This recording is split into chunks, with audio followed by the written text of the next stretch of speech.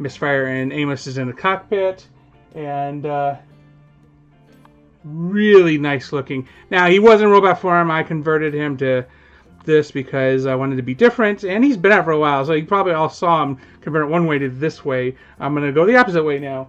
But he's just a unique, like, alien spaceship form. I kind of dig it.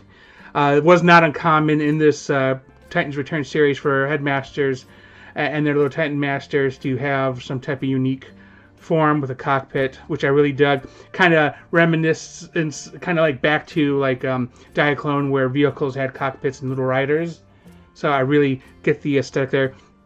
So let's take Aimless out, and he is a little guy with a blue eye thing and a pink face, and